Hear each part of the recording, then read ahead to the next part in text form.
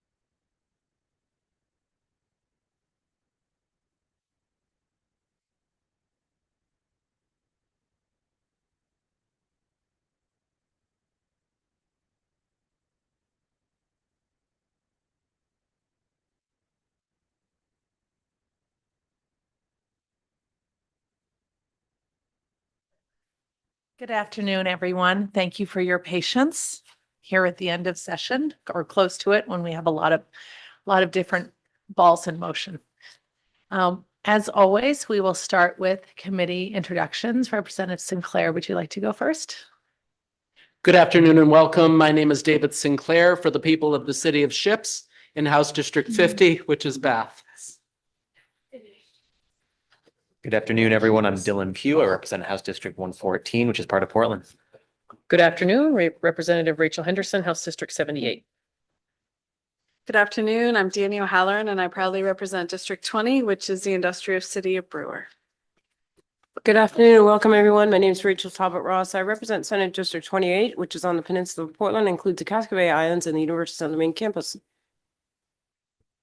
Good afternoon and welcome, everyone. I'm Elizabeth Caruso. I represent House District 72, which is much of northern Somerset County. Good afternoon. I'm Mark Babin. I represent House District 3, Northeast Aroostook County. Good afternoon. My name is Ellie Sato. I represent House District 109 in the beautiful town of Gorham. Hello, I'm Adam Lee. I represent House District 89, which is downtown and New Auburn. And thank you, Representative Sinclair, for re-adding City of Ships to your intro. I am Jennifer Poirier. I represent House District 70, which is Skowhegan. Hello, everyone. My name is Ann Carney. Special thanks for your patience this afternoon. I represent Senate District 29 that includes South Portland, Cape Elizabeth, and part of Scarborough, and I serve as the Senate Chair of the committee. And I'm Amy Kuhn. I represent House District 111 in the town of Falmouth, and I serve as the House Chair of the committee. So this afternoon, we have 2 work sessions, and then we have a language review on LD 1911. And we are going to start with LD 1647, an act to amend the Maine Human Rights Act to provide additional remedies for educational discrimination. And I see that we have an amendment before us. Eli, are you planning to run through that or should we have? So the amendment that you have before you is for a different bill. Oh, of course. Yep. I have an amendment for this bill that I can pass out if Senator Carney wants me to, but I will defer to Senator Carney. Thank you, Eli. Could you please pass out the amendment?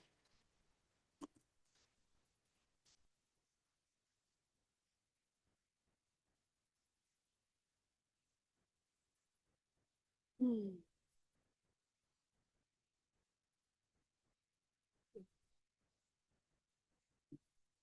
thank you.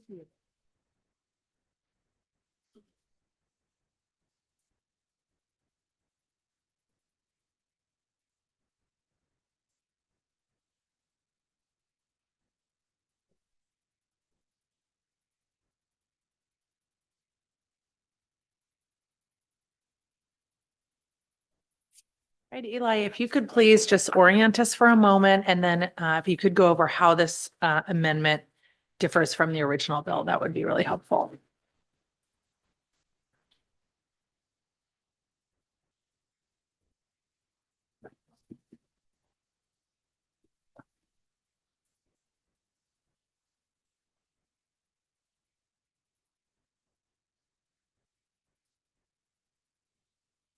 So to orient the committee, this was a carryover bill.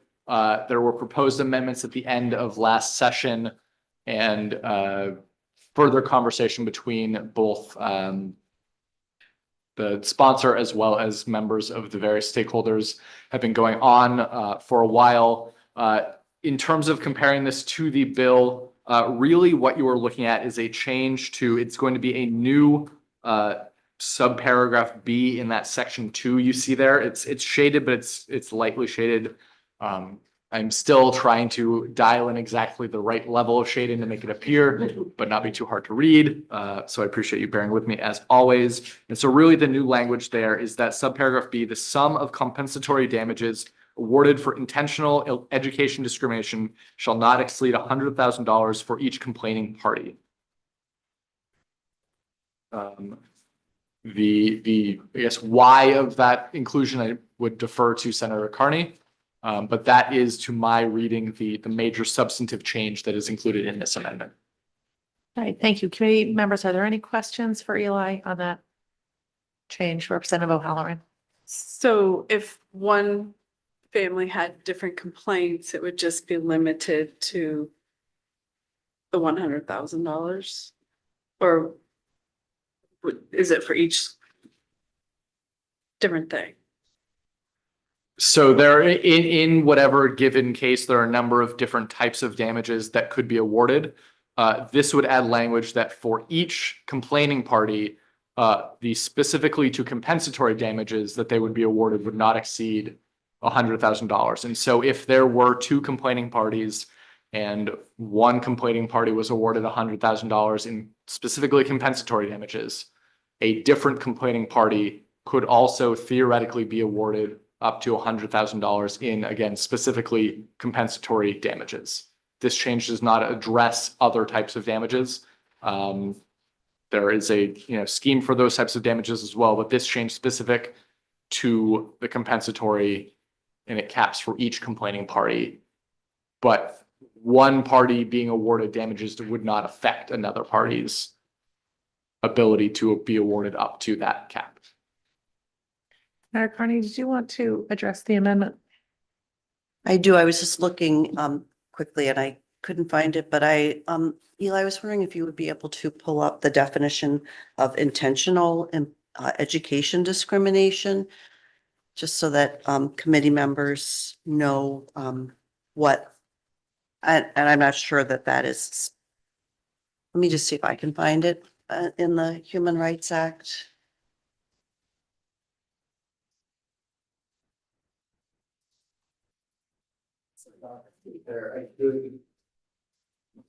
I did not include it in your original bill analysis. While you are chatting, I can look it up, or we can pause and get that language.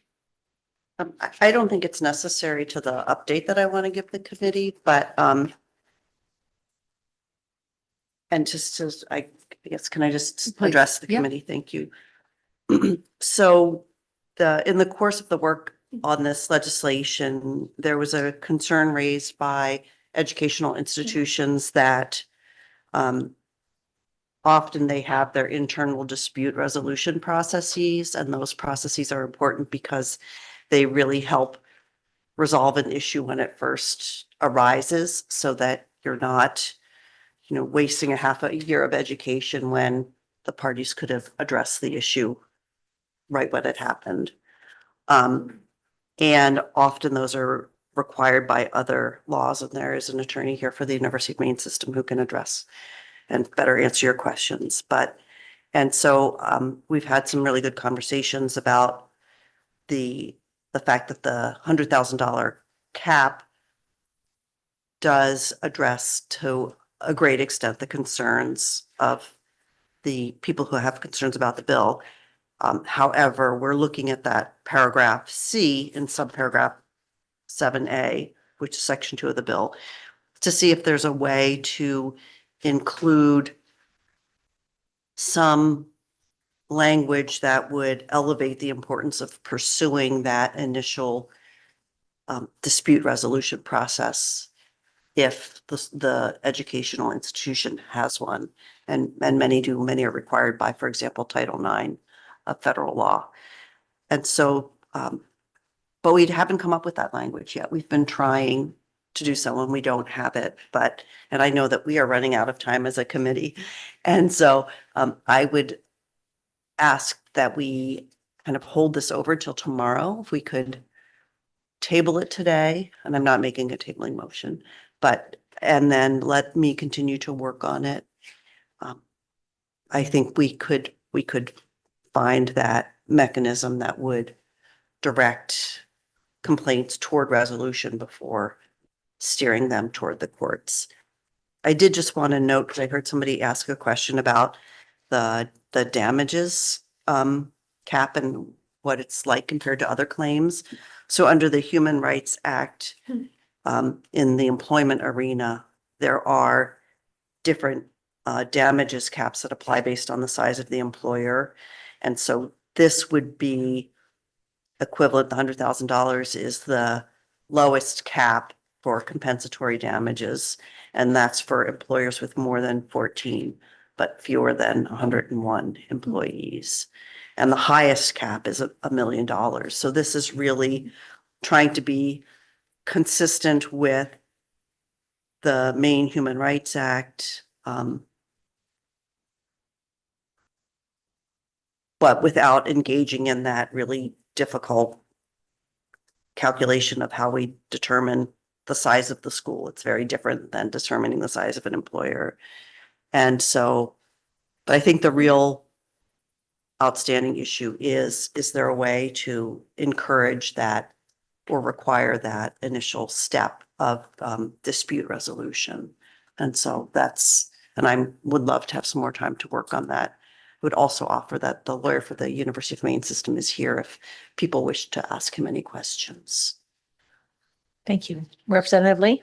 I'm just trying to jog my memory and level set. So the status quo is in intentional education discrimination cases, compensatory damages aren't available at all. The first version of the bill would have given those compensatory damages, but they were uncapped. The amendment caps it for all cases dealing with intentional employment discrimination at 100,000. Is that right? Senator Carney? Yes, with an asterisk, which is that prior to a recent US Supreme Court decision, students who had experienced intentional employment discrimination were able to recover compensatory damages under federal law. Other questions? Representative Poirier, did you have your hand up? Maybe. Here, thank you. For the bill sponsor, did you speak with anybody from MSBA or MSSA in the process of this? Because I know one of the major concerns was the basic risk exposure and how it can increase their insurance liabilities, things like that. So. Yes. Your mic's not on. Yes, and Robbie Feinberg is here in the committee room as well if you wanted to ask him specific questions. Would you like to call him up? Sure. Great. If you could join us, please.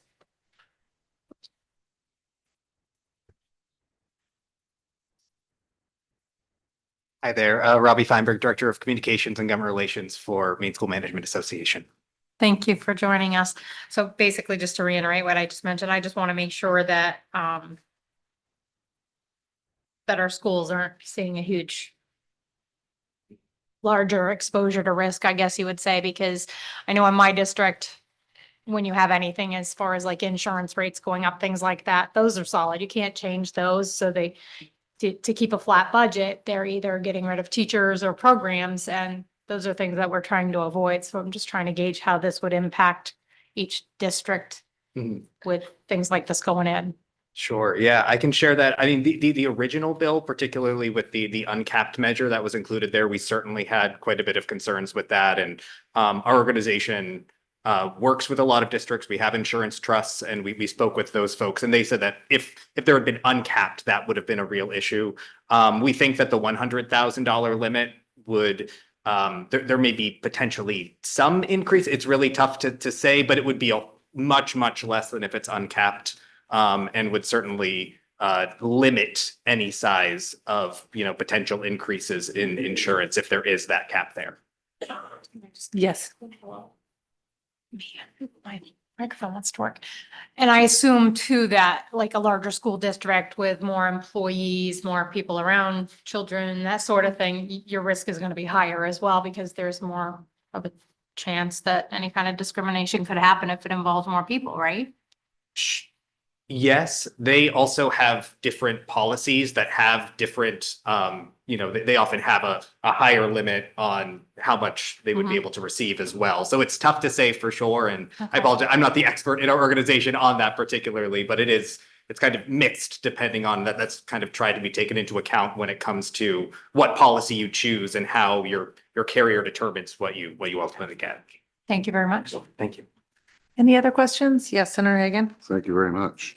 So I have Steve Bailey's letter from last year. Not a happy letter for this bill. And because of these caps, your group, I just want to make sure I interpret correctly. Your group would not support all of this that's in front of me. The amendment that you're speaking to, or the whole amendment? I think we certainly still have questions, and I think Senator Carney has shared some of the initial or the kind of further concerns that we want to work through on this particular bill. Yeah. But in terms of seeing the limit, I think that was the limit on caps. That was the biggest concern that was expressed by our organizations, was that uncapped amount.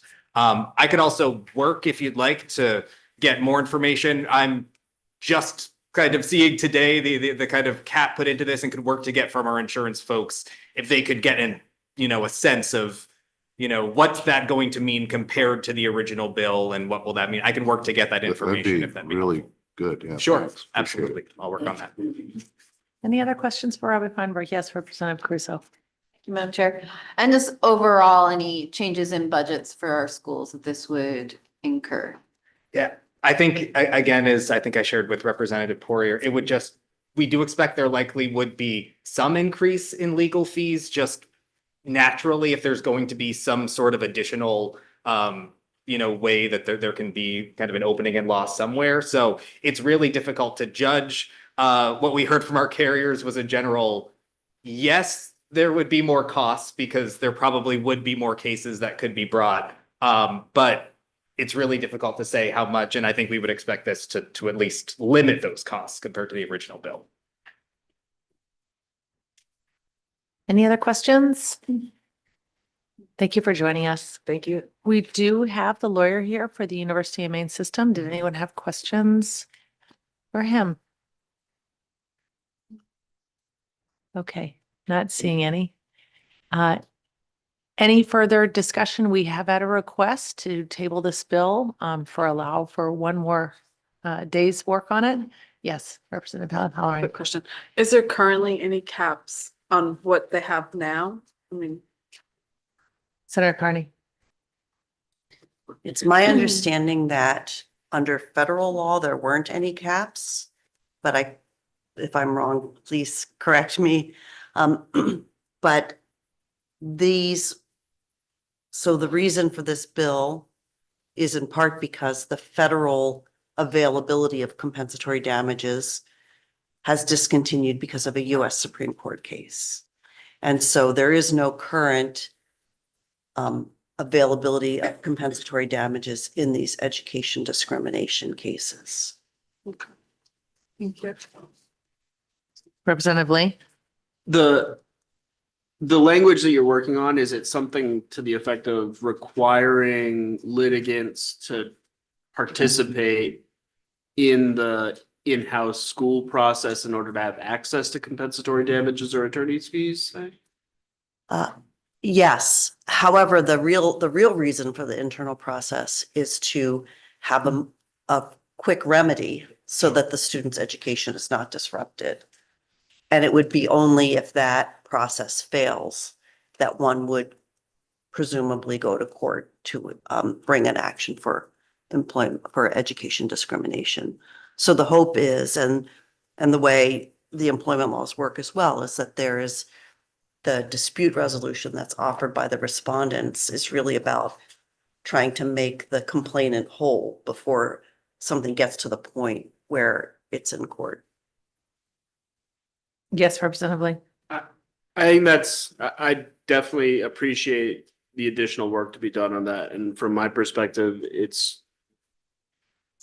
fine to get another day to do so. I'd move to table. Right, motion to table. Is there a second? Representative Sato.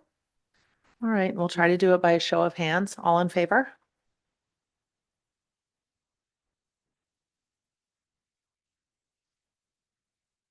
All right, I guess we should roll call it, as it does not appear to be unanimous.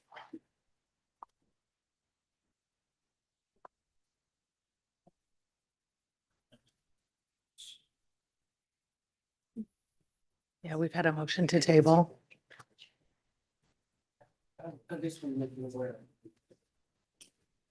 Thank you. Senator Carney. Yes. Senator Carney votes yes. Representative Kuhn. Yes. Representative Kuhn votes yes. Senator Hagan. Yes. Senator Hagan votes yes. Representative Poirier. Yes. Representative Poirier votes yes. Representative Sinclair. Yes. Representative Sinclair votes yes. Representative Pugh. Yes. Representative Pugh votes yes. Representative Henderson. No. Representative Henderson votes no. Representative O'Halloran. Yes. Representative O'Halloran votes yes. Senator Talbot Ross. Yes. Senator Talbot Ross votes yes. Representative Lee. Yes. Representative Lee votes yes. Representative Sato. Yes. Representative Sato votes yes. Representative Babin. Yes. Representative Babin votes yes. Representative Caruso. Yes. Representative Caruso votes yes. Representative Dana, I'll recall the absentees. Representative Dana. Representative Dana is absent. Madam Chair, I have 12 members voting in the affirmative, 1 member voting in the negative, 1 member is absent, and that is the vote of the committee. All right, thank you, Supi. So the bill is tabled and we'll close the work session on LD 1647.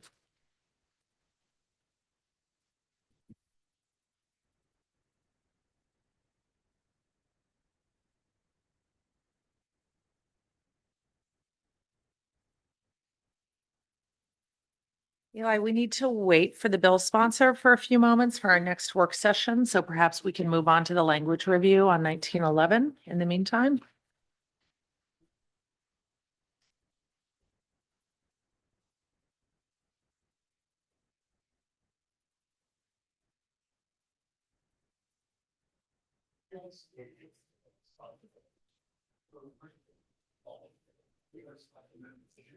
Committee members, I can make 2 scheduling announcements while we get organized.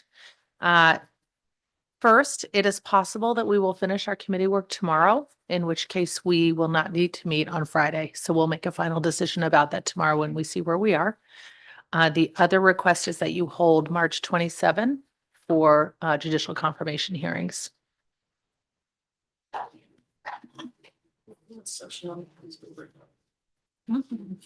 So. No, that makes sense. I know that day, that's the day. my office is great.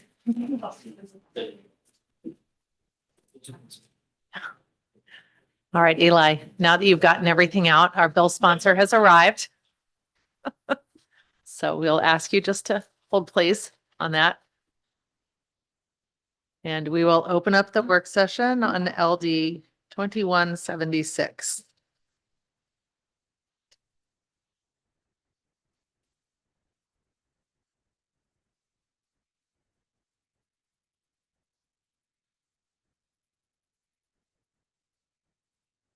And this one, we do have the amendment.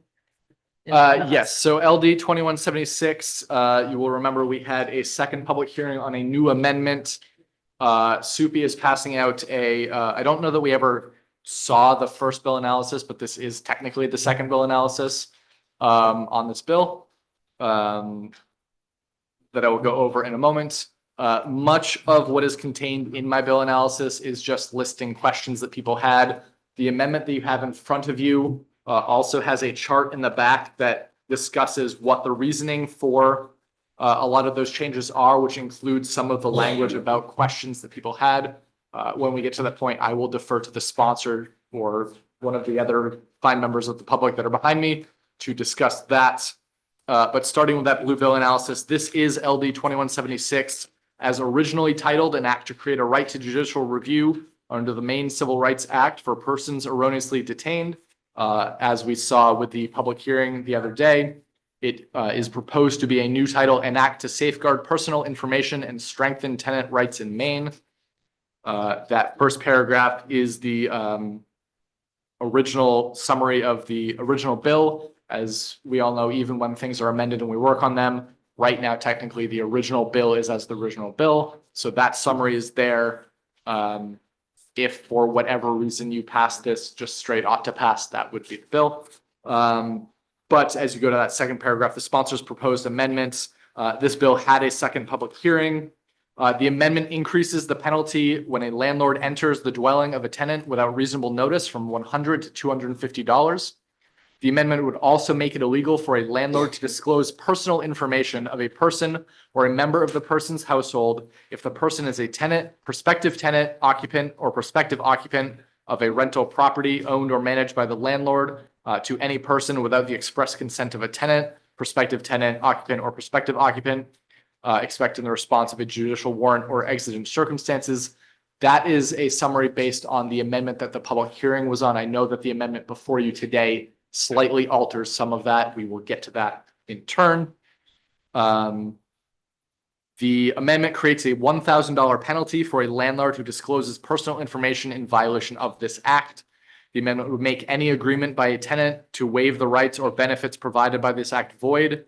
And finally, the amendment would clarify in any action of forcible entry and detainer that there is a presumption of retaliation if, and I will pause there because that I believe also has been taken out of this new version of the amendment.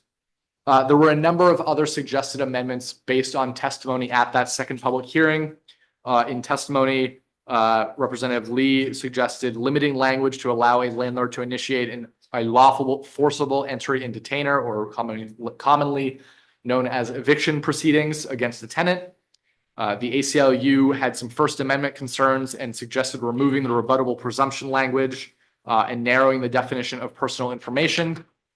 The Maine Apartment Owners Association suggested changing the standard from harass or intimidate to a legitimate business purpose and create a list of possible entities that it is okay to share information with, things like HUD or Maine Housing. And then the Rental Housing Alliance also suggested adding exceptions to the bill for court system, law enforcement, attorneys involved in legal proceedings, property managers, code enforcement officials, and insurers, and accountants and housing program administrators. There is no fiscal impact statement or preliminary fiscal impact statement on the amended language that you have before you. There was a prior preliminary fiscal note drafted on an earlier proposed language based on the content of this specific amendment before you. And as you know, this is kind of morphed as we've gone along. That fiscal impact statement would not apply here. That was based on a bill that would have had some funding provisions. And so you may have a preliminary fiscal impact statement somewhere in your files to the tune of, I think, $1.5 million. That would not be applied to this amendment specifically before you. That is it for kind of my take on this. The amendment I would defer to, again, either the sponsor or others. And you do have in the back of that yellow packet a chart breaking down kind of the different changes and where those changes came from. All right, let's start with if there are questions for Eli. Representative O'Halloran.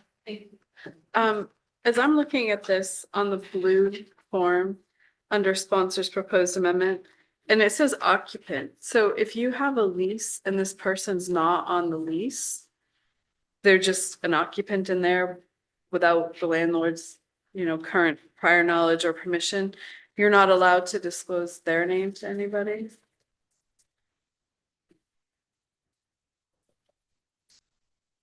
So that language, and I know that there was a question at the second public hearing about that language, the personal information of a person, member of the person's household, known tenant, prospective tenant, et cetera. That came from somewhere, and I apologize, I don't readily remember where that language came from. It is I won't say guess, it's my assumption that those are defined terms. I would need to look specifically to see kind of what the parameters of those are. But certainly this committee, if you want to specifically include or exclude any either specific person or type of person in that grouping, you could. Yeah, Representative O'Halloran. So I'm just kind of struggling how you can have an occupant who's protected that's not on a lease or there with permission. That's it. I don't understand that. So can you help me understand that? That might be a question for the bill sponsor. Let's see if, Eli, do you have a response to that? I would defer that to the bill All sponsor. right. Were there other questions for Eli? Yes, Representative Crusoe. And I'm not sure who this question is for. I was just looking at my notes, which were quite expansive, but is there anything, I haven't had a chance to go through all of this. Is there provision for, standard eviction procedures or, law enforcement, HUD? Is there anything, all those concerns that were brought up? It is my understanding that some of those concerns have been addressed. I would defer to the bill sponsor to kind of go through where and which concerns have been incorporated into the new version of the amendment. Thanks.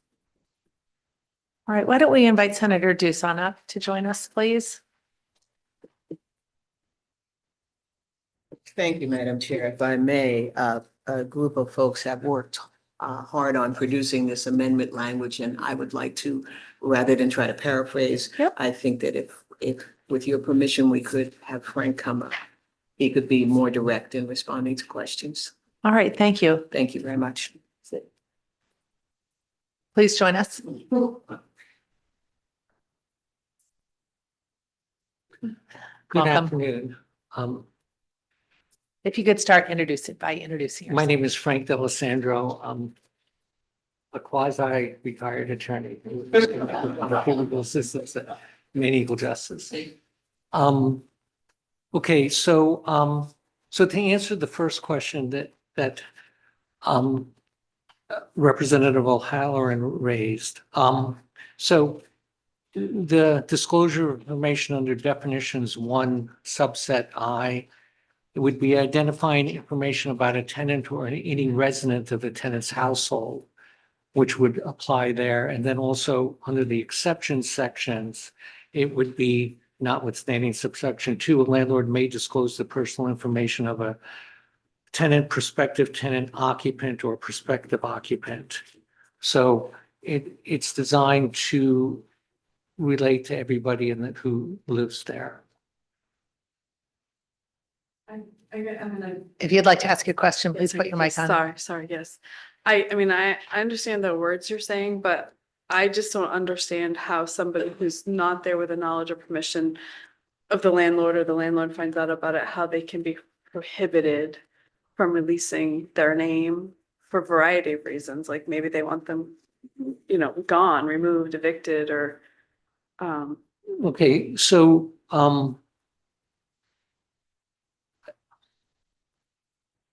it does, so all right, so if you look at section 2, well, section 3, subpart 2, prohibition. So in response to some of the concerns that were raised would be to otherwise cause a person to vacate the rental property outside of the judicial process as set forth in Title 14, Chapter 709, which is the eviction statute. So this would not prevent the landlord from trying to evict someone for any reason and disclosing information for the purposes of the eviction process. And so in section 14 MRS 6002, there is a provision where landlords can move to remove people who are occupying the premises without their permission. And this would not prevent landlords from employing that. Okay. so like myself in the past, I've had somebody move into a house that they were not supposed to be there. And then you find out that they have a record that you would never let them move into your house. And sometimes that's just a conversation of going down to like your local police department and being like, this person should not be in my house. And it could be any reason that is like they might be on a list, where they're not supposed to be in that area or things like that. So this kind of takes that right away from a landlord now, and it forces you into the expense of an eviction. Well, so also in subset 2 of section 3 is amended. It would make an exception to the disclosure if the disclosure is made to a main state, local or county law enforcement agency, if such disclosure is made with respect to exigent circumstances or is reasonably necessary to prevent or prosecute a criminal act. So my read of that, or the intention of that, would be if somebody is trespassing, that this bill would not prevent a landlord from sharing that information with local law enforcement. And that's in section 3, 2, little Roman numeral 2.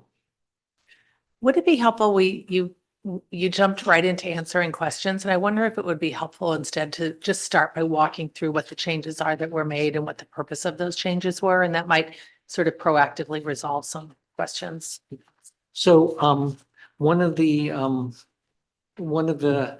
things raised, one of the complaints or objections raised was the presumption of retaliation that would apply in an eviction action if someone asserted their rights under this, and that was section 1 of the amended bill that was brought before the committee last week. That section 1 has been removed, so that does not apply.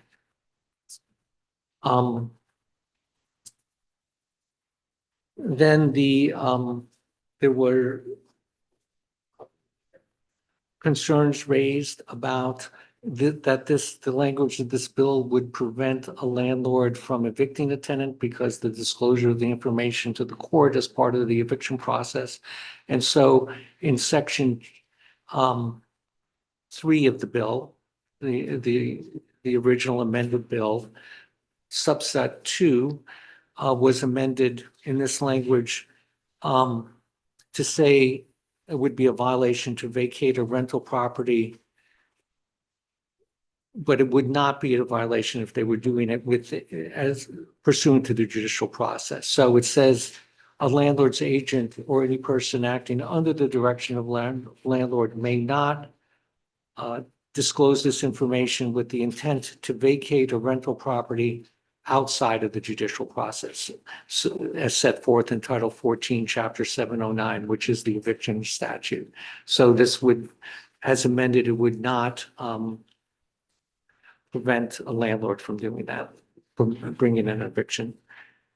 And then there was a suggestion that that language be added that regarding business necessity. So one of the additional provisions put into this in section 2, in the next sentence there would be, and without business necessity.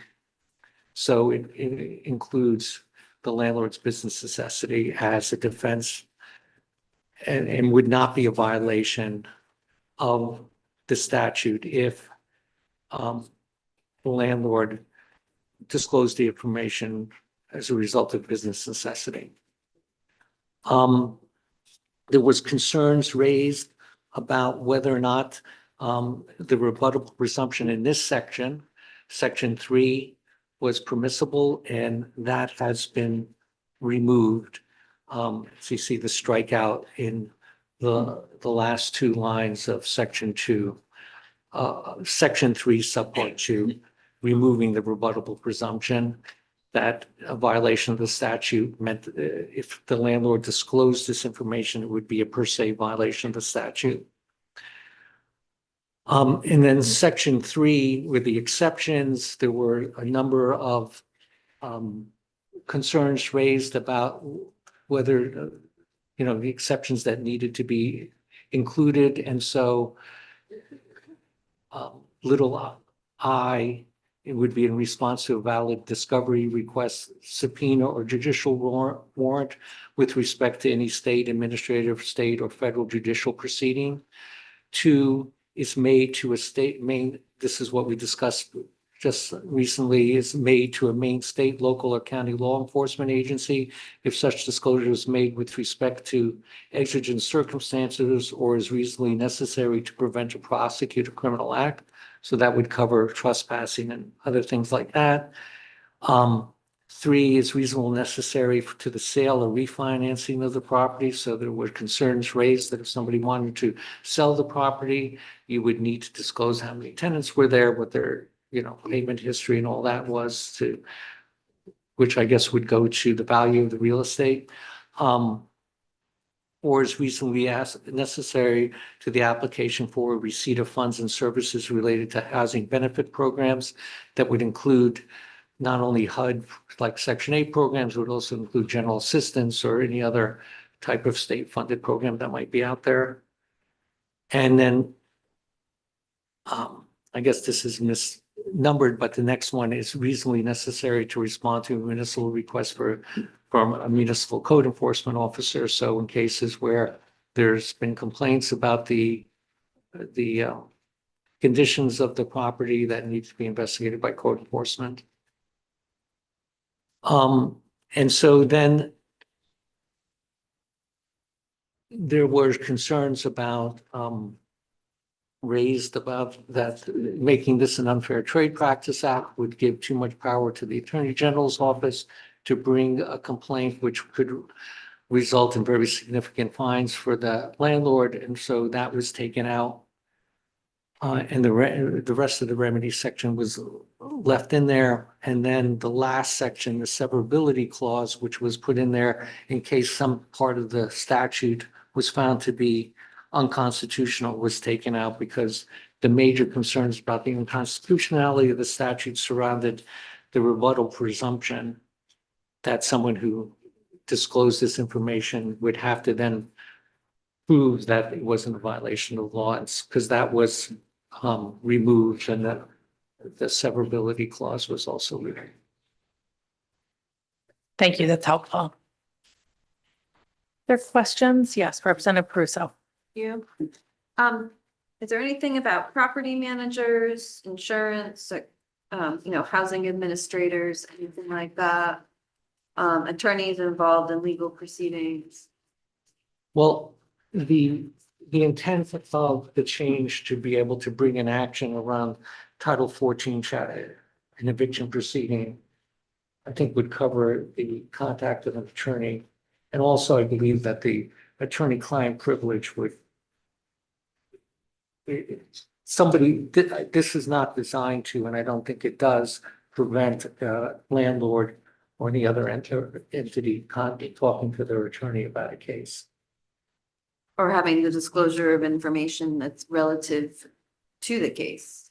Right. Or to whoever's there, but I don't see anyone about property managers. Am I missing something? Well, I think, and then also the law enforcement, while we're on this section, the law enforcement is only with regards to exigent or if it's a criminal act, but not about other issues that you might need to call law enforcement, or there's noise or, whatever other violations that there could be. well, I think a noise complaint, for example. Or if there's a would- party or something. that there's- Representative, can we allow him to answer your questions Yeah. before we start another? A noise complaint, either individually or because there's a loud party, the only reason the police can go over there is because it's potentially a criminal act, which would be a violation of a noise ordinance of the municipality, or possibly another state law around disturbing the peace or something like that. So my understanding, maybe someone can correct me if I'm wrong, because I have not done criminal law, but it's my understanding the police only respond to criminal, at least potentially criminal. Okay, thank you. Other questions? Yes, Representative Sato. Thank you, Madam Chair. I'm looking at page 2 of the amendment, and I'm seeing under section 3, sub 2, prohibition, except as provided in subsection 3, a landlord, a landlord's agent, or any other person acting under the direction of the landlord. Would that cover a property manager? Well, property managers who are acting at the direction of their landlord are covered. And it would not be to share the information with the agent, the landlord, between a landlord and a landlord's agent, such as a property manager, would not be, is not intended to be a violation of this. Thank you. Other questions, committee members?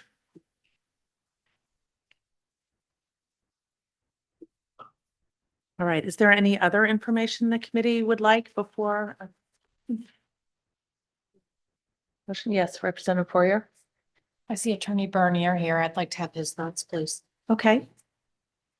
Thank you for joining us. You're welcome. Thank you.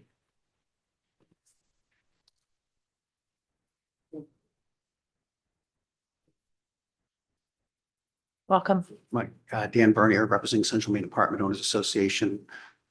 Do you want me to just respond to questions or give? Yes, Representative Poirier is gonna. Yeah, Give you a I assume you've taken a chance as recently as we have to review this amendment. Can you just tell me what your thoughts are on it? Is it still concerning, or is this I taking still care of your concern? Have quite a few concerns. And I'll start by, I'm going to give Representative O'Halloran credit for noticing something I didn't notice even in the original hearing, that as drafted, this bill gives protection to unauthorized occupants and may give protection to trespassers.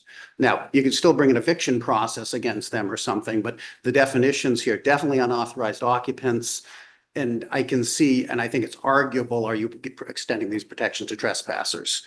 Particular things as I get into these bills, this would prevent a landlord, as I see it, from suing a tenant in small claims or if they're owing them money or something. You've exempted eviction actions, but they still have to give information to the courts and the sheriffs if the tenant owes them money, didn't pay rent, or did damage to the premises.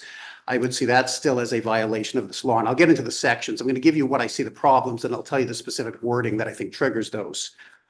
Insurance claims between the landlord and the tenant. If the insurance company is bringing a subrogation claim against the tenant, or the tenant's filing a claim against the landlord, I think that's still very problematic. Inspections and warning notices. When the landlord exercises their right to inspect the premises, a lot of notices in landlord-tenant law are posted on the tenant's door, which is a public place. It's a very common practice, and you typically have to invoke it with your bad tenants who aren't responding to your calls and things. So that's, you're disclosing their public information if you tape a notice of inspection to the door, and it's an extremely common practice. We tell landlords, tape the notice to their door and take a picture of it with your phone so you have proof you did it. Credit reporting, I would still think would be a problem, because yes, most tenants pay their rent on time, but what about the ones that don't? Get to fire inspections, because you go code enforcement, but not fire department. And depending on how your town structures that, you probably want to have code enforcement and fire inspections on there. I also kind of concerned that attorney's fees tend to encourage, particularly when only one side can get them, encourage frivolous claims. To get into the specific wording, I think as you look at section 2, the standard of with intent to harass or intimidate, I just think is too vague and subjective of a standard for something like this. You know, which is it's section 2, it's the third line down.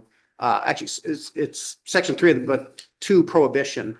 You know, if a tenant can construe a notice that the landlord's inspecting the premises as intimidation or harassment. You know, that's such in the eye of the beholder. And then when you get down, this was partially, I think, designed to address our concern, but actually causes more concern. I suggested the standard of a legitimate business purpose for sharing the information. One thing I want to be clear is landlords do believe they should be keeping tenants' information private. In fact, most of them think they're already legally required to do so. Legitimate business necessity, I think, goes too far. There's lots of things that are good for the business that might not be necessary for the business. So going as far as saying you have to have a legitimate business necessity, there's lots of things you do to a building and stuff that are nice to do for the building, but aren't necessary for the building. And that you might have to, warnings you might have to give her things that are good, communications with your attorney or others that are good, but not necessarily necessary.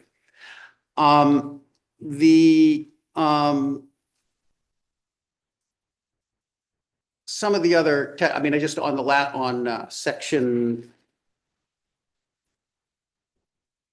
Well, it's the place where it's the exception for the code enforcement officer. I think you want to add the fire chief there, just as a technical town in Waterville. The code enforcement is under the fire chief, depending on how your town structures that. And it's typically the fire chief who does most of the inspections. So and different towns structure it in different ways. That's more of a technical concern. And so I'm very concerned still with the legislation. I mean, I do have an email I sent out that was just kind of after the hearing with some thoughts I could share with the committee. I have enough copies with what my thoughts on what a bill could look like. I don't know if that's appropriate for me to hand out, or it's a short email. I mean, people want to take a Committee look at it and members. see it, Okay. which, yeah. And two things that I would like to say is landlords don't think they should be sharing tenants' information. Most believe they at least have a moral obligation, and some are under the mistaken belief they have a legal obligation not to do it. And the second thing is landlords really don't want to get in the middle of this dispute with ICE. They would really like to stay out of it. I mean, to be very frank. And I do see the intent of this bill is, we don't want to play federal judge between state and federal authorities. And so I see this bill as having a good intent in that direction. But I am still very concerned about the technical applications of this. And those are the problems I came up with in the half an hour I had to review it. I'm worried that if I had more time, I'd come up with more, to be honest with you. Representative Caruso? Thank you. I'm looking at some of the concerns that were brought up initially and wanted to see what your thoughts were with this latest amendment. Are landlords available to conduct the eviction process with this new wording? There is an exception in there for the eviction process now. So And yes, it's that is an sufficient? improvement. That's in the two, let me flip here. If you look when it says to a judicial process as set forth in Title 14, Chapter 709, that's the eviction chapter. So we could still conduct evictions. No, a concern I would have with that is sometimes landlords like to just give you a warning that's not part of the legal process. Warning, do this, or I'm going to give you an eviction notice. I think that could still be construed as violating this. And, warning, you got to clean up the clutter in the hallways, or I'm going to, in the end, I'll have to evict you. Just a straight up warning notice is probably not exempt under that, the way it's done. And Did you have a follow-up? Yeah, please. Regarding the disproportionate, there was a concern about disproportionate impact on small landlords who do not have legal departments and compliance staff with extra legal exposure. Is that still a concern? If when you remove that? No, I mean, I think, and this gets into kind of the vagueness of the intimidate or harass standard. Small landlords don't want to hire a lawyer. They're going to back down much faster than big landlords. If you look at the cases that go to the law court in Maine, it's not your little local landlord that's filing them. It's a big landlord that can afford the appeal. So I think a vaguer standard just in general is going to hurt smaller landlords. And, I represent a lot of landlords, and I'll tell you, they tend to be fairly cheap with their lawyers. They want me to keep the bill down and they want to know how much it costs. Bigger landlords have a more unlimited budget, and that's probably the reality of business in general. Thank you. Representative Lee? I'm hearing a lot of your concerns, and I'm wondering so the small claims, the notice, the inspection, the warning, all of those, do you think those would be resolved by having a legitimate business purpose? I think just a legitimate business purpose resolves most, yeah. If you get rid of the standard you have in here and you go to legitimate business purpose, I think you resolve most everything. If you look at my email, I still come up with a suggested list of things that there's a rebuttable presumption that's okay. The truth is I'm doing that for the small landlords who really like to see it black and white. Yes, that's okay. I mean, if you look at my email, the truth is the legitimate business purpose, the rebuttable presumption section I put forward, it's probably not necessary, but I think it equals the playing field for the little landlords with the big ones. But yeah, I think if you get rid of harass, intimidate, or otherwise cause a person to vacate and get rid of legitimate business necessity and go to legitimate business purpose, you've probably answered 90% of my concern. Yes, go ahead. Wouldn't it be, I guess, I'm just playing in my mind Isn't there a benefit to landlords though of having two parts to that, right? That you have to, if you're the tenant, you would need to prove intimidation or harassment or otherwise trying to make vacate and the absence of a legitimate business I purpose. think there is an argument that the harass or intimidate is because it's vaguer, could actually be weaker than legitimate business purpose. My concern is lack of clarity. The truth is small businesses, small landlords they'll take stricter but clearer over weaker, because I think my problem is, the standard of intent to harass or intimidate, I think so vague, it could go any which way. Legitimate business purpose may in fact actually be a stricter standard, but to me, it's a much clearer standard. If I'm standing in front of a judge, does this relate to the profitability of the business, the construction, you're repairing the business, dealing with a tenant who's causing a problem? Those are all legitimate business purposes. You can also get other things that we just don't think of. Last year, we have a bunch of mobile home parks that are on wells, and I spent a lot of time dealing with legitimate business purpose, dealing with water usage. Like, you wouldn't have thought to put water usage in this, but it was a very legitimate purpose last summer when we were in the drought. And so legitimate business purpose also just opens the door to a whole bunch of things that we're all not going to think of today. It is part of why I like that standard. Now, for those of you who aren't lawyers, if you don't define the term, the courts give the words their plain and ordinary meaning. And I spend a lot of time in front of judges and trusting our judges to interpret the words legitimate business purpose. Yeah, sorry, it was a long-winded answer to Representative Lee's question. Let's see if there are other questions. All right, I'm not seeing any. Thank you for joining us. Oh, just a moment, Representative O'Halloran. What are your thoughts on the word occupant? Should that just be struck? I think out? this should be limited to tenants and authorized occupants. That's In every lease, and I lecture landlords hard, this is the most important section of your leases, who says who's authorized to be there. More than everything else, you should have a section where tenants who actually sign the lease, but there's a section where they should be writing in authorized occupants. Now, you can also verbally authorize somebody to be in there, so it's not limited to it, but I think tenants or authorized occupants only should enjoy the protections of this statute. Thank you. And I want to thank, I never saw that one until Representative Halloran brought it up, and I'm sitting there kicking myself. She's very good at her job. Thank you. Thank you for joining us. We do have some others in the room. We have a representative from Pine Tree here with us. If anyone would like to hear any information about this question about occupants. All right, I'd like to get your take on this question, if I could, please.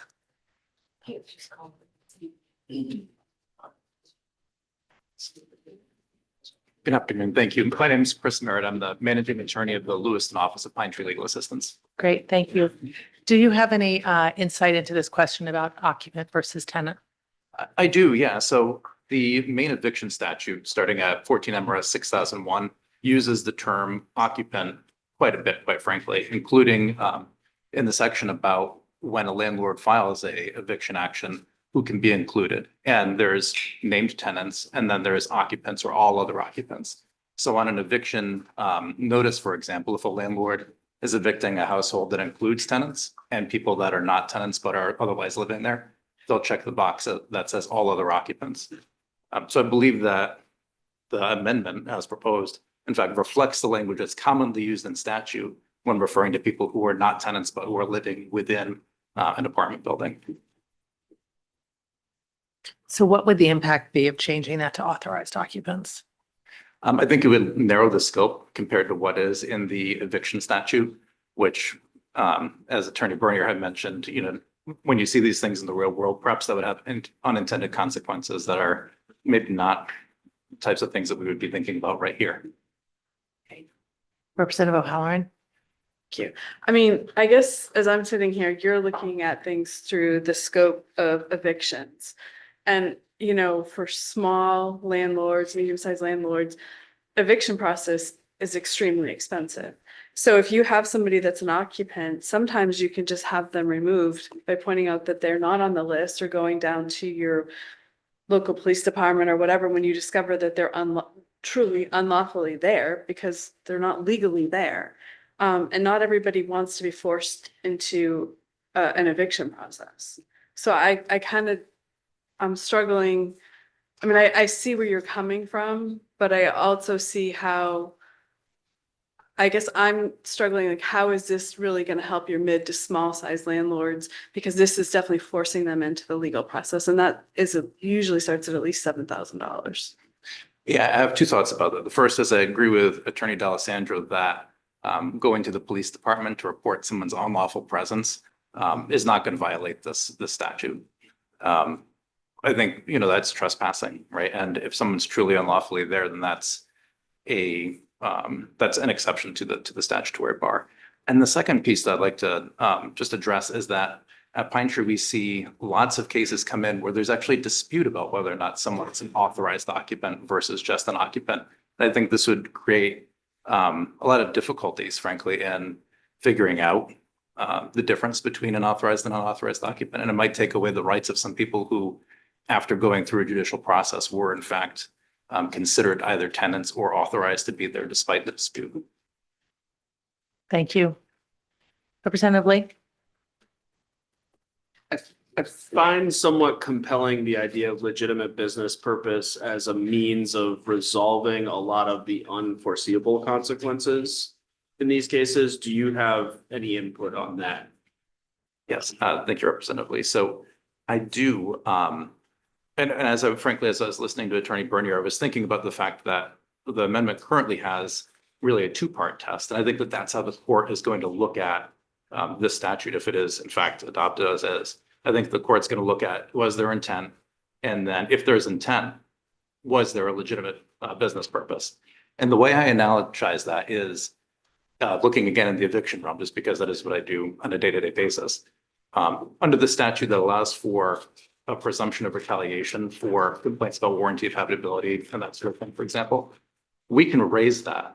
A tenant can raise that as a presumption, but then a landlord gets to dispute that, right? And they get to rebut the presumption by saying, actually, no, it was for a business interest, right? It wasn't, I was retaliating because of the warranty issues. It was because they didn't pay their rent or because I've had to call the cops 20 times in the past month, right? And I think the analysis here is similar. If you get over the hump of the intent to harass, I think the court then turns to the landlord and says, was there a business interest? And if the landlord articulates that there was a business interest, I frankly don't see a court saying that the landlord has violated this. So I personally think that the two-part analysis that's currently in the amendment is actually more protective of landlords, quite frankly. Representative Sato? Thank you. And thank you for being up here. I'm listening to the concern about posting notices and inspection notices for tenants. And I'm looking at without legitimate business necessity, wouldn't posting an inspection notice be a legitimate business necessity?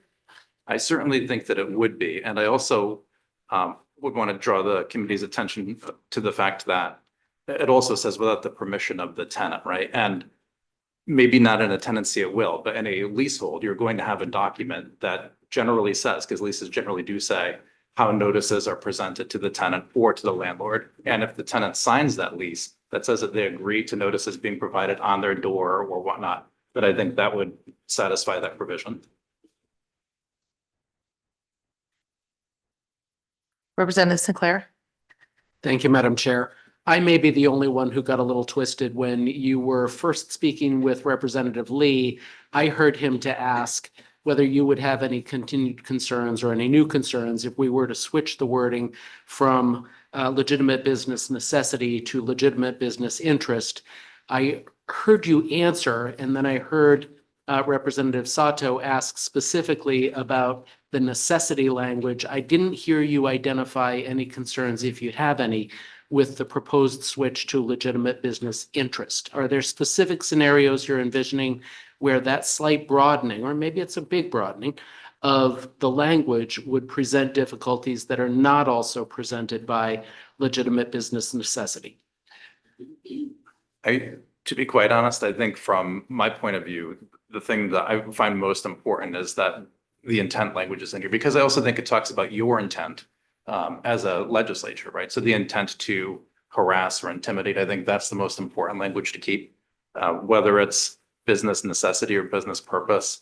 I actually don't particularly find that the court would particularly get hung up on those two words. Thank you. Representative O'Halloran.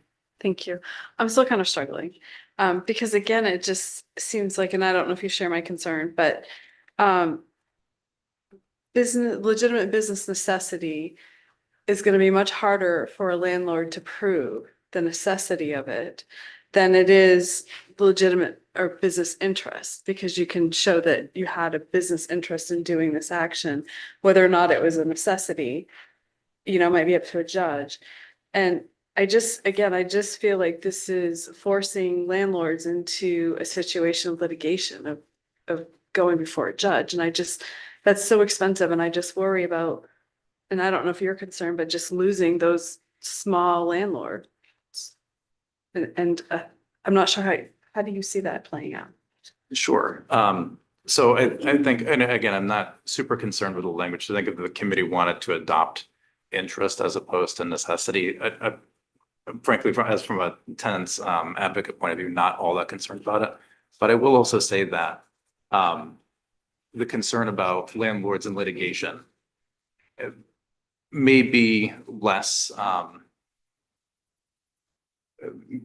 big in practice, because the way that the amendment has been written is that, for example, the Attorney General's office is not going to be bringing these complaints. It's going to be up to a tenant to proactively sue a landlord over violations of this amendment. So I'm not convinced that it's going to generate a ton of extra litigation that's going to pester small or medium-sized landlords. All right, any further questions? Thank you for joining us. Thank you. All right. Do committee members need any other information, or should we take a 5-minute caucus break? All right, let's take a break and we'll try to come back at 10 after.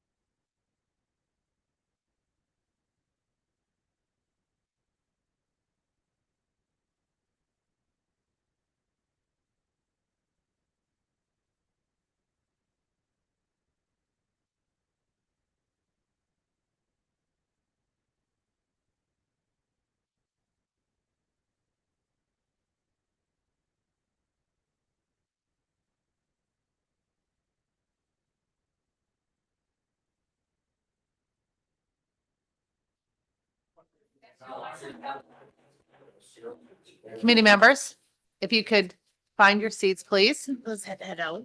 Okay, we will resume our work session on LD 2176. Are there any final questions or any other information that committee members need? Okay, I'm not seeing any. Any committee members like to be recognized? Representative Sinclair.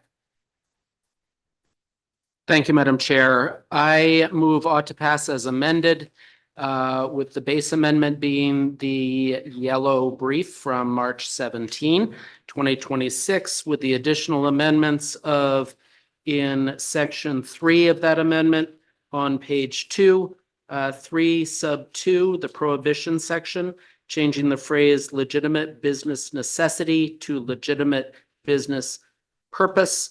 And in the exceptions section at the top of page 3, the erroneously numbered or lettered sub VI, which I would suggest we change to a sub V, be changed to read is reasonably necessary to respond to a municipal request from a municipal code enforcement officer or fire prevention. Fire inspector? Fire inspector. Sure.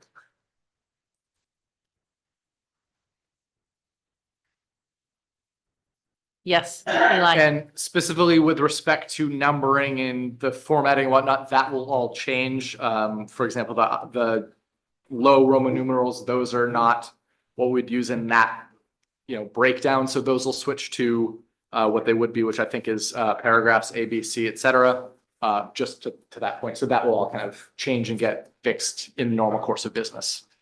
All right, thank you. So we have a motion from Representative Sinclair. Is there a second? Representative Sato. Any further discussion before we have a vote? Okay, not seeing any. I think we're ready.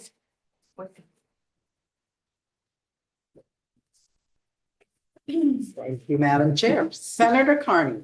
Yes. Senator Carney votes yes. Representative Kuhn. Yes. Representative Kuhn votes yes. Senator Hagan. No. Senator Hagan votes no. Representative Poirier. No. Representative Poirier votes no. Representative Sinclair. Yes. Representative Sinclair votes yes. Representative Pugh. Yes. Representative Pugh votes yes. Representative Henderson. No. Representative Henderson votes no. Representative O'Halloran. No. Representative O'Halloran votes no. Senator Talbot Ross.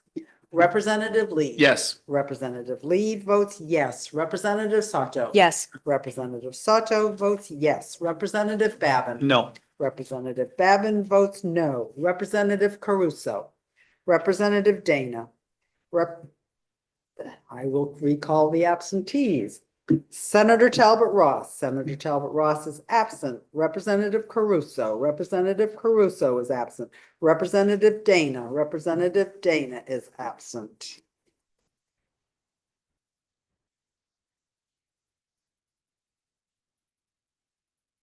Madam Chair, I have 6 members voting in the affirmative, 5 members voting in the negative, 3 members are absent, and that is the vote of the committee.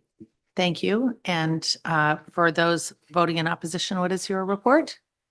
Ought not to pass? Is that everyone who voted that way? No. Oh, okay. Representative O'Halloran? I would like to make the change that Representative Sinclair suggested and have the tenants and a list of authorized occupants. Okay, so that would be an ought to pass as amended motion Yeah. with that additional change. Yes, please. Okay, great. And everyone else is ONTP. All right, anything else you need from us, Eli, on this item? We'll wait while you're So right. Representative, that is in each instance where it lists the tenant,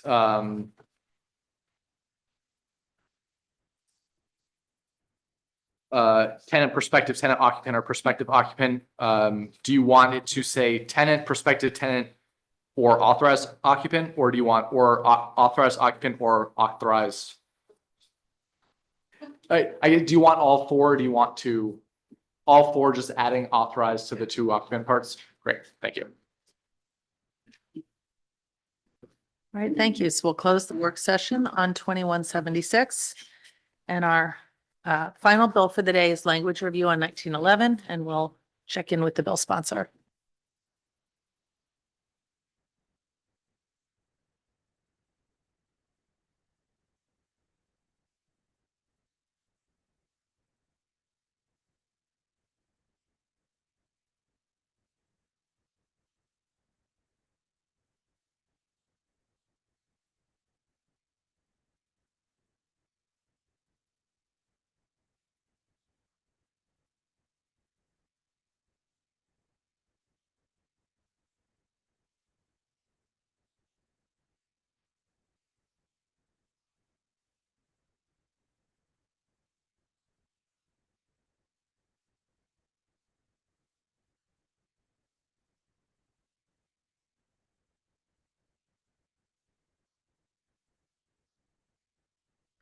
All right, and when you're ready, Eli, we will get started with our language review. Starting with yellow and more with the yellow.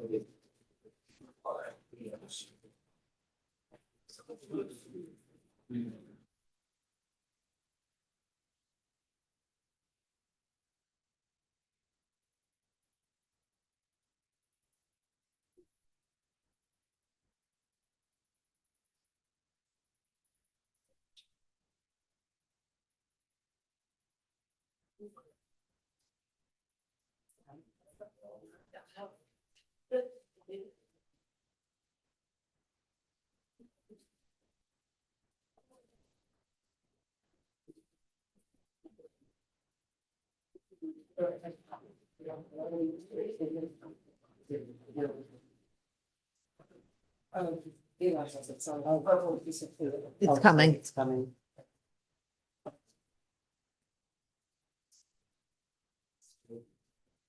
So you should all at this point have the yellow amendment. This is, I know you've done a few of these with Janet over the course of this session. I haven't done many preliminary language reviews simply because most of our amendments that you do with me, we have kind of full drafted language at the final work session.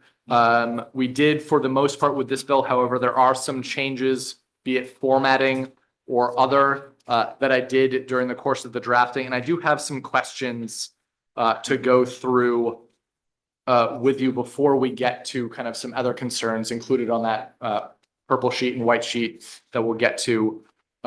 First and foremost, this is the majority amendment for those individuals who are listed on that front yellow page.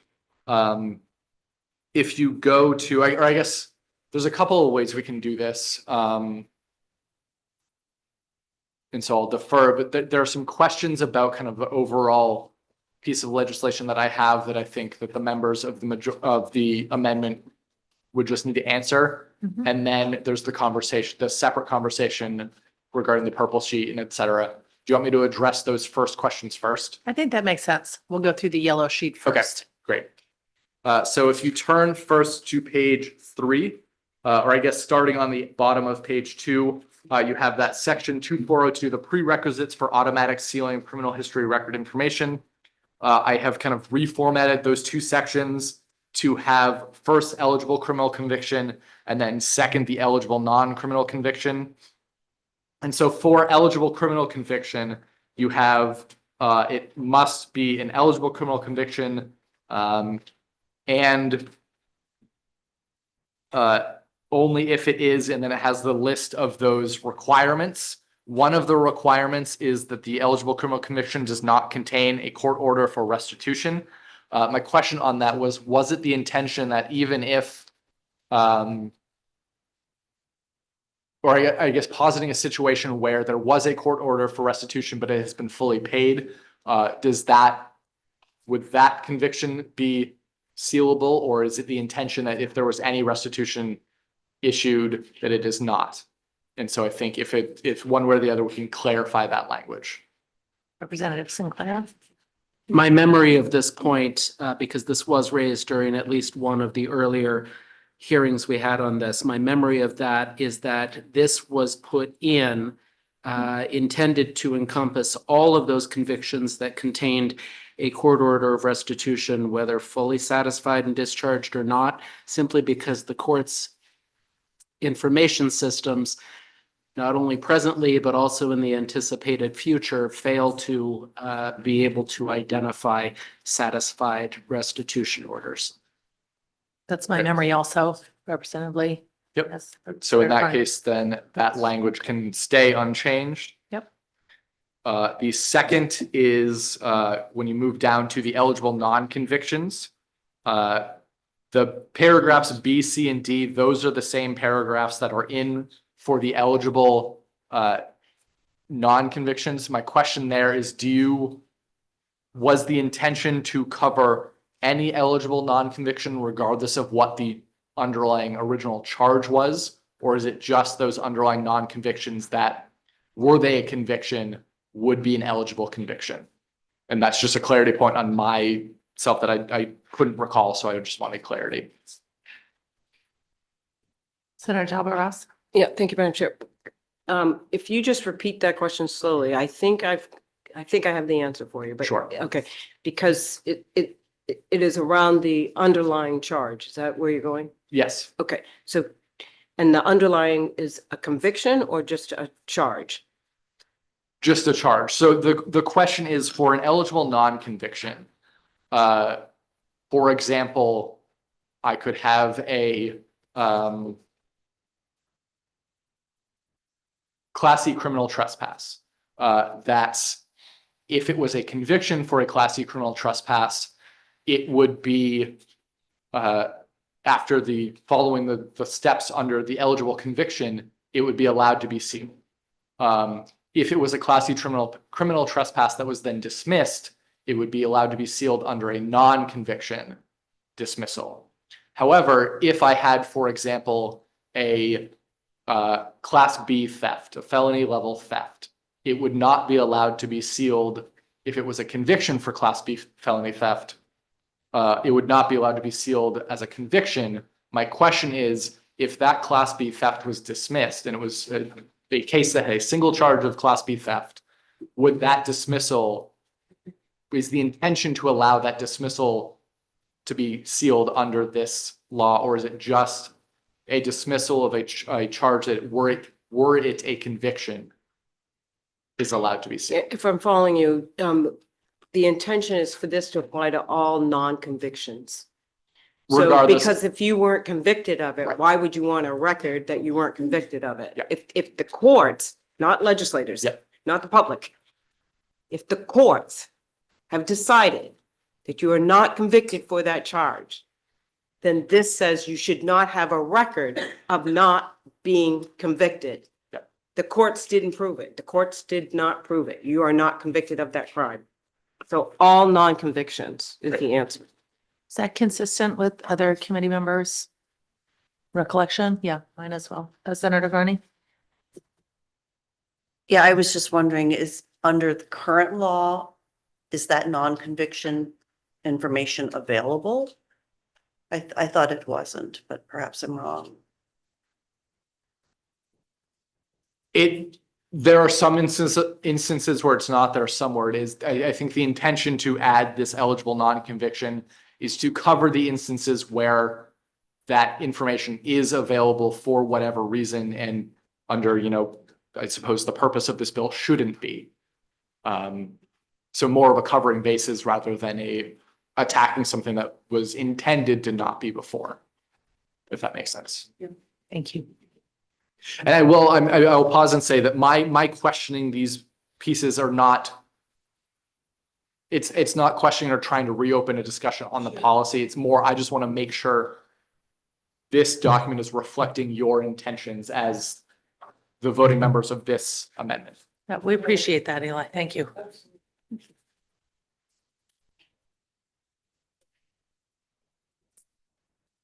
Moving to, I believe it is page, so starting moving to page 6. I added a section that was just needed. This is at the beginning of those sections that the professional licensing agencies added. And we just missed a spot where at the beginning of that kind of list of licensing agencies that are allowed access to things, that first paragraph, the notwithstanding Title 16, et cetera, the criminal history record information relating to conviction sealed under 2264, I added in section 2403 and 2404, which are the new schemes of sealing that are under this, the new language proposed in this amendment. So that was just erroneously added, erroneously left out from prior versions and is now in. So that section 5 is new. It does not change the purpose or scope or anything with the bill. So I don't think that this would need to be revoted just on that purpose or that point. That is, I think, the intention of the bill and very verbalized as the intention. Moving to page 7. A couple of things. One is in that new blocked paragraph, and I know that this language came from those licensing agencies, but I want to check in with the committee. Disseminations authorized in this subsection under 5, 6, and 8. And so those are the licensing agencies that were discussed. Do you want to, or do you intend to also add or intentionally not add subsection 7, which is financial institutions? I guess my question is, was that intentionally or erroneously left out? Senator Talbot Ross. Thank you for pointing out. I believe it was erroneously. Okay. left out.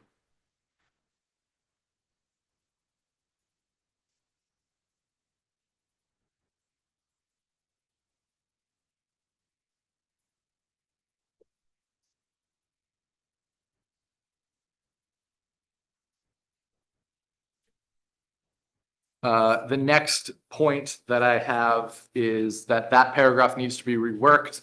I am simply writing that there to let you know that when you see this for final language review, that paragraph probably will look different.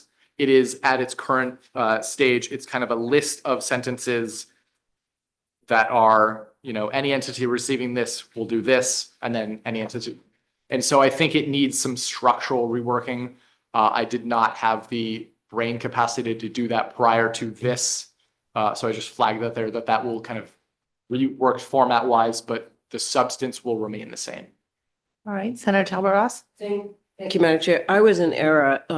I just got a text from them, but they did not ask for financial institutions to be Great. included.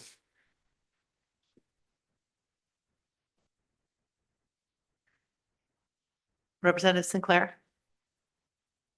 Eli, when you're in the document anyway, making final edits, I just wanted to flag that at the bottom of page 1, in the next to the last line, there's a phrase under 2 section 1092, which should just be under section 1092.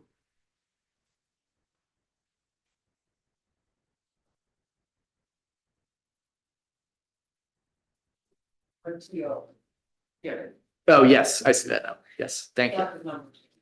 Sorry, I pronounced it wrong. Yes. Understood. Okay, I think that is it for my questions on the clarifying of things. All right, let's just pause for 1 second. Are there any, so we've resolved Eli's questions in the preliminary drafting. Are there any questions on those or any concerns on committee members for any of those choices?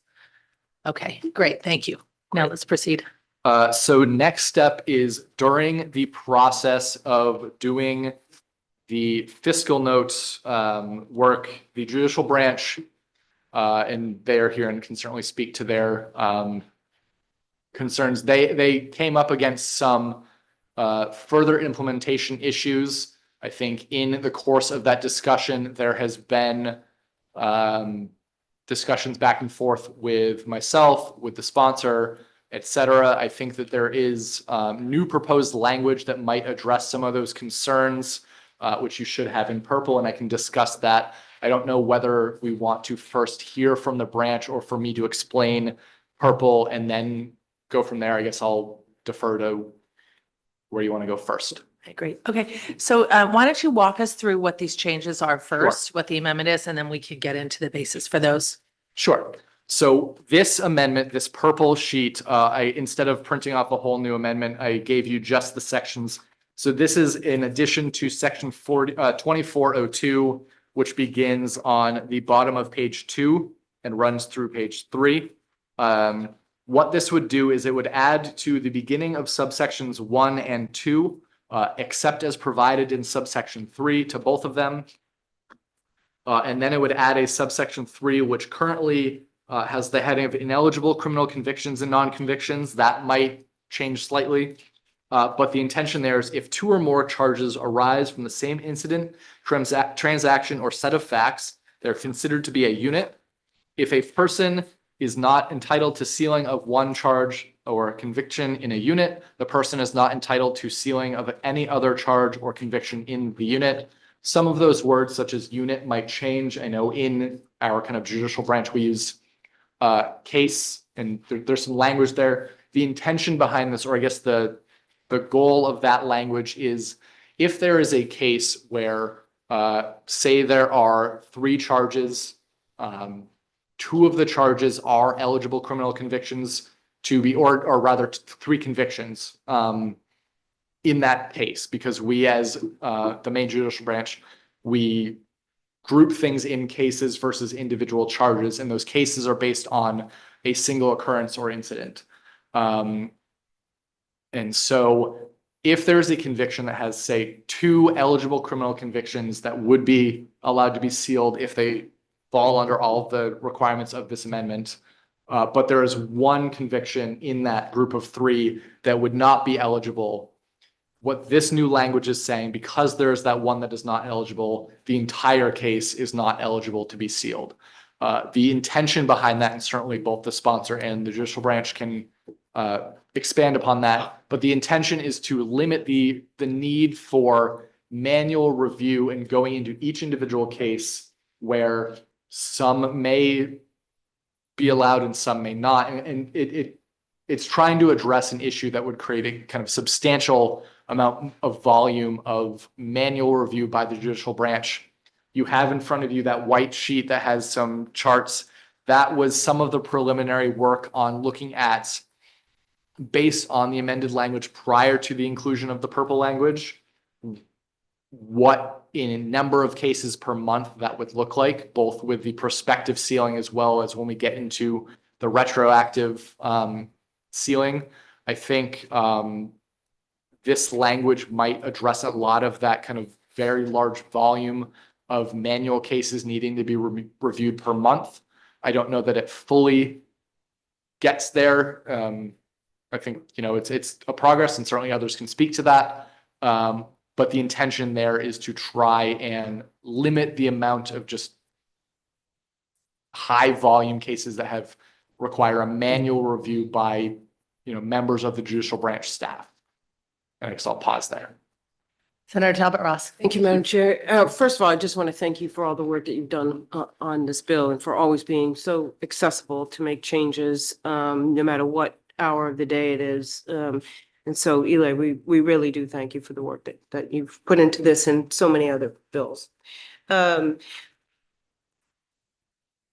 whole point of this bill was to modernize the sealing and not to belabor this with going to find paper files and whatever that trail looks like. It's the modernization of it. So, but in doing so, we understood from the judiciary very late, I would say, just days ago, that with enterprise justice, there would not be a way for this brand new multi-million-dollar system to be able to take a singular eligible conviction to be sealed without sealing the entire case. Or in this case, we use the word unit. And so that is problematic. That's what leads to these kinds of numbers. So we have offered this language on the purple sheet now, 3 ineligible criminal convictions and non-convictions. And what we're now saying is that we won't put that pressure on That does not mirror, it mirrors my intent. It doesn't mirror the intent of the legislation. And are trying to relieve the judicial branch from having to determine, is it this conviction, not that conviction, and having to touch that file. We're trying to eliminate touching the file. So this will now say that if you have more than one conviction and only one of them is eligible, then the entire case is ineligible. You relinquish the eligibility of the one if there's more in that particular case that are convictions that are ineligible. It makes the whole case ineligible, which saddens me, I will say personally. But that is the way in which we can reduce the pressure on the judicial branch and their staff. It is a way for us to reduce the number of cases, and it's definitely a way for us to reduce the appearance that you have to touch all of these files in order to seal them. All right, thank you for that. Committee members, would anyone like to hear from the judicial branch? Well, first, let's start. Are there any questions for Senator Talbot Ross? Senator Carney? Yeah, I have one for either Senator Talbot Ross or Eli, and it's just a simple question. So if someone found themselves in the situation where they had 3 convictions in a case and only 2 were eligible, they could take that whole case and use the process. So it wouldn't be automatic, but they would still be able to move forward with seeking the protection of the sealing process under existing law. Is that correct? Madam Chair, it all depends on what the convictions are, but If they were otherwise eligible under if they're the otherwise eligible, the manual process. that is my understanding. By that, you mean through the petition process? Yes. Okay, If eligible, yes. understood. And I would just echo that, this wouldn't touch at all the petition-based sealing process. So if whatever that individual case would be eligible under that process, they could go through those normal means to seal whatever portion or et cetera of that case under those laws. Yeah. Any other questions? Not seeing any. Would anyone like to hear from the judicial branch on this new amendment? I guess I would. Senator Carney. Julie Finn, could you join us, please?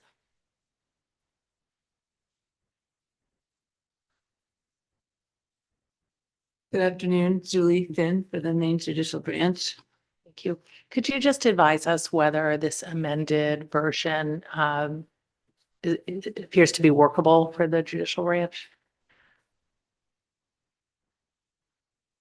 As the sponsor noted, it's my understanding that the intent behind the new subsection 3, I think that's the only new part. Is that right, Eli? It's the new subsection 3, and then there's a couple of headers that just create, yes. Okay. Yeah. So what that would do is it would only require a file to be sealed if all the charges in the case were either eligible criminal convictions, in other words, a class D that isn't accepted by the other parts, or a non-conviction, which is generally a dismissal. So all of the charges in the file would have to be sealable in order for the file to be sealed, which the way and what the numbers that we distributed were based on would sort of be the opposite of that, or the reverse, in that if only one charge or non-conviction, one conviction or non-conviction were eligible to be sealed, the whole file would be sealed. So it reverses that. And for that, will certainly reduce the numbers considerably. I can't tell you right now what that would look like, but it will reduce the numbers that you see in the chart. Yes, Senator Carney. Thank you for joining us this afternoon. And would it also ensure that the charges that were being automatically sealed were eligible charges. In other words, that charges that weren't eligible would no longer be a worry in the automatic sealing. That's correct. Thank you.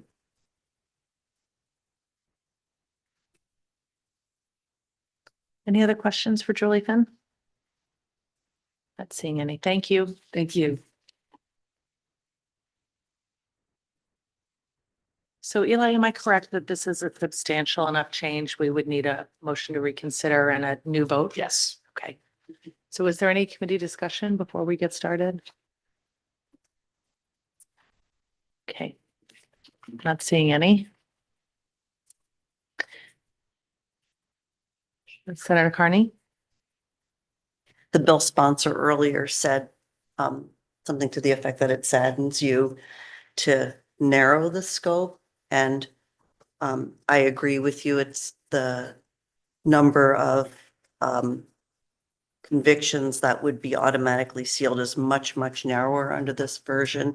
And it is a product of the way we organize our information. I still think it's a really important step forward. And I know you've been working on this for a very long time, Senator Talbot Ross. And I just wanted to lift up and applaud your efforts.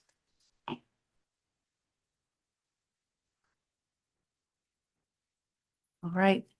So would a member of the majority report like to make a motion to reconsider? Senator Carney? I move that we reconsider. Is there a second? Thank you, Senator Sinclair. All right, let's see if by a show of hands on a motion to reconsider. Okay, can we have a roll call, please, Sophie?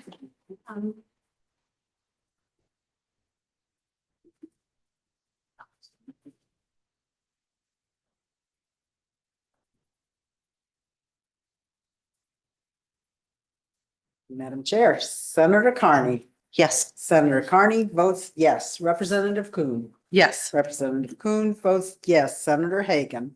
Representative Poirier. No. Representative Poirier votes no. Representative Sinclair. Yes. Representative Sinclair votes yes. Representative Pugh. Yes. Representative Pugh votes yes. Representative Henderson. No. Representative Henderson votes no. Representative O'Halloran. Yes. Representative O'Halloran votes yes. Senator Talbot Ross. Yes. Senator Talbot Ross votes yes. Representative Lee. Yes. Representative Lee votes yes. Representative Sato. Yes. Representative Sato votes yes. Representative Babin. Yes. Representative Babin votes yes. Representative Caruso. Representative Dana. I'll recall the absentee. Senator Hagan. Senator Hagan is absent. Representative Caruso. Representative Caruso is absent. Representative Dana. Representative Dana is absent. Madam Chair, I have 9 members voting in the affirmative, 2 members voting in the negative, 3 members are absent, and that is the vote of the committee.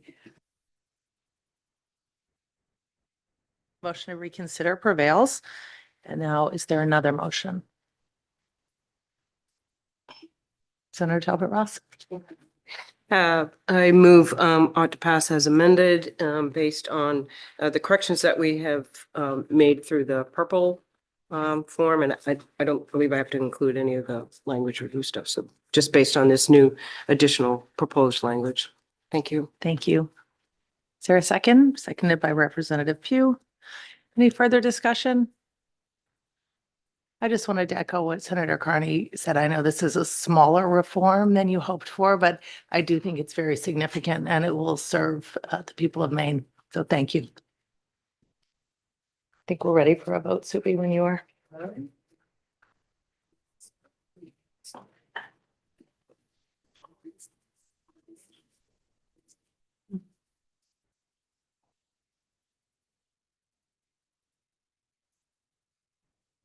Thank you, Madam Chair. Senator Carney. Yes. Senator Carney votes yes. Representative Kuhn. Yes. Representative Kuhn votes yes. Senator Hagan.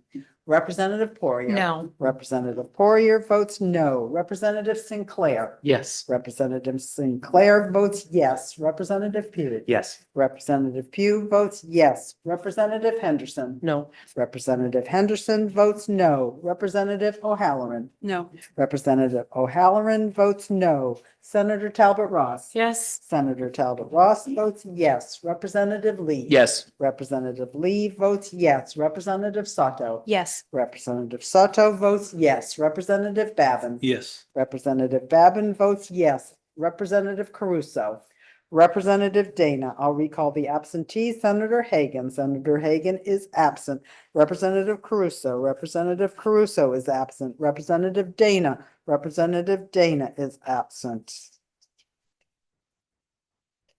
Madam Chair, I have 8 members voting in the affirmative, 3 members in the negative, 3 members are absent, and that is the vote of the committee.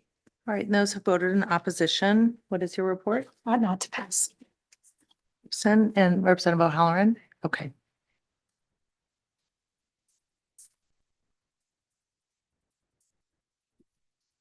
All right, thank you, everyone. And Eli, do you have anything else for us today? That's it. All right. Oh, did you say you? Very important. Okay. Oh, yes, we're taking a committee picture tomorrow. As- Works best first before. Probably when we convene in the afternoon. So please wear your favorite outfit. Please be on time and we'll get our picture taken and we'll be joining the mantle. Yes, Senator Carney? Friday. Yes, I did. Yeah. All right, if we could have a motion to adjourn. Yes, Representative Babin, second. All in favor? All right, thank you, everyone. We're adjourned.